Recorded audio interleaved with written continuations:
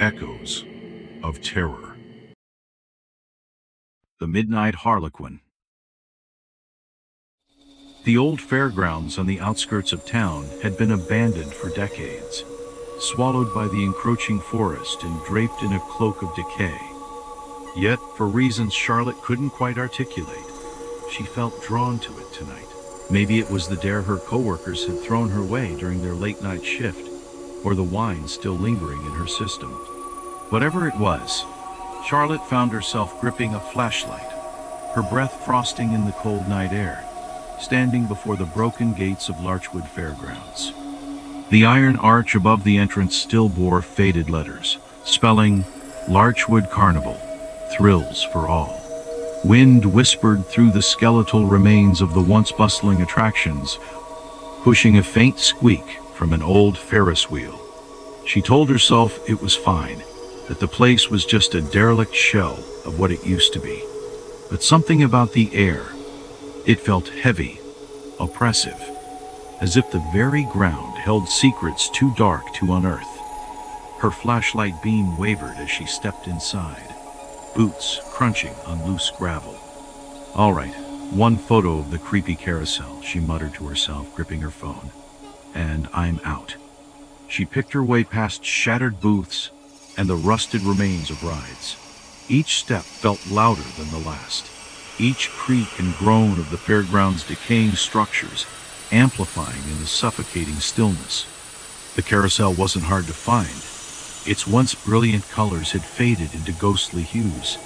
The horses stood frozen mid-gallop, their eyes chipped but hollow, staring. Raising her phone, Charlotte snapped a picture, then took another for good measure. She chuckled nervously, glancing at the carousel again. That wasn't so bad. The laughter caught her off guard. It wasn't hers. It started soft, almost imperceptible, a low, guttural chuckle that seemed to rise from the darkness itself. Charlotte's flashlight flicked to the carousel, and for a moment, she thought she saw one of the horses move. But no, it was just the shadows, the flicker of her light creating illusions. "Hello?" she called, her voice cutting through the silence. It didn't echo. Instead, it felt swallowed by the vast emptiness of the fairgrounds. The laughter stopped, leaving an eerie void. Charlotte tried to steady her breathing. It was just her imagination. That's what old places like this did to people. She decided to head back. As she turned, she froze. Standing about 20 feet away, half obscured by an overturned ticket booth, was a figure. The clown makeup was unmistakable, even in the dim light. Pale white paint covered its face, with grotesquely exaggerated features. Lips stretched into an impossibly wide smile, eyes dark and sunken, their edges ringed with jagged red streaks that resembled smeared tears. "Hey," Charlotte managed, her voice shaking. She took a step back. "I didn't mean to trespass. I'm leaving." The clown didn't move. Charlotte waved the flashlight in its direction, half hoping it was some forgotten statue or leftover decoration. But the beam caught movement. Its head tilted slightly, the twisted grin never wavering. Panic ignited in her chest.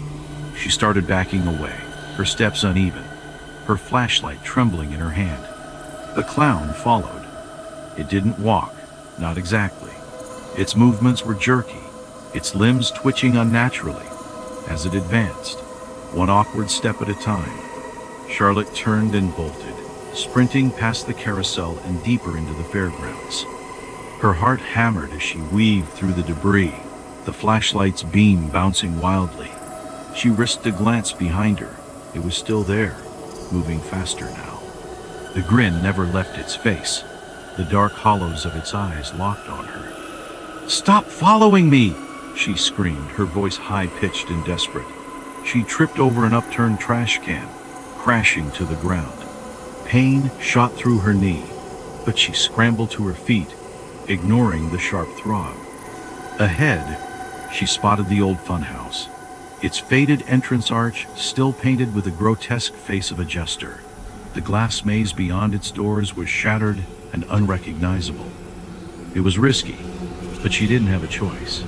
Darting inside, she wound her way through the decaying corridors, slipping on broken mirrors and shards of old illusions. Somewhere in the darkness, she heard the clown enter. Its dragging steps echoed faintly, each one punctuated by the faint sound of laughter, quiet, almost intimate. Charlotte crouched low, holding her breath. Her mind raced. There had to be a way out. The funhouse had an emergency exit somewhere. The footsteps stopped. Silence blanketed the air, save for her thundering heart.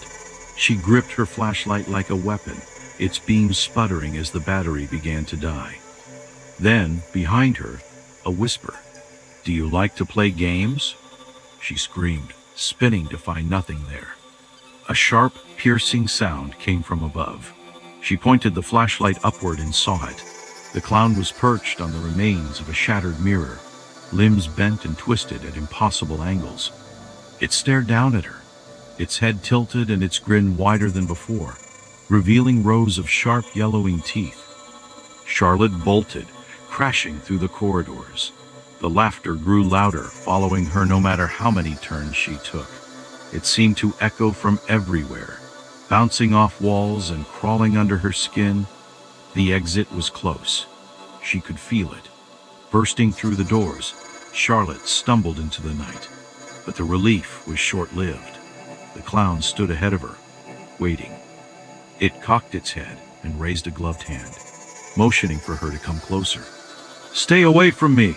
she shouted. She swung the flashlight wildly, the beam flickering weakly. The clown didn't flinch. Instead, it stepped closer, closing the gap between them. She turned to run, but her foot caught on an exposed root. Pain shot through her ankle as she fell hard to the ground. When she rolled over, it was on top of her, its rancid breath inches from her face. Its mouth opened wide, wider than humanly possible. The grin stretched beyond its cheeks, revealing darkness that seemed to pull the air from her lungs.